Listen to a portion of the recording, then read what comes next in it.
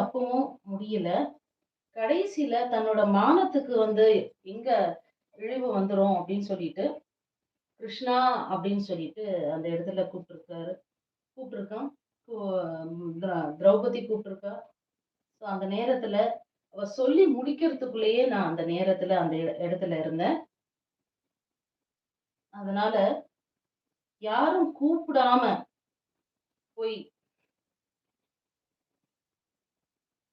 உதவி பண்றது, அது கடவுளா இருந்தாலும் அந்த உதவிக்கே அந்த வேல்யூ இல்லாம போயிடும் அப்படின்னு சொல்லிட்டு அவர் சொல்றாரு. அதாவது யார் உதவி கேட்டாலும், கேட்காம நம்ம போய் உதவி பண்ணும்போது, அந்த உதவியோட பலனும் அவங்களுக்கு தெரியாது. அந்த உதவி செஞ்ச அந்த மனுஷனுங்களும் அவங்களுக்கு வேல்யூ பண்ண தெரியாது. ஸோ இதுதான் இந்த கதையில இருந்து நம்ம தெரிஞ்சுக்கக்கூடிய இந்த இது. ஸோ கடவுளா இருந்தாலும் கூட நம்ம கூப்பிட்டா தான் அவர் ஹெல்ப் பண்ணுவாரு.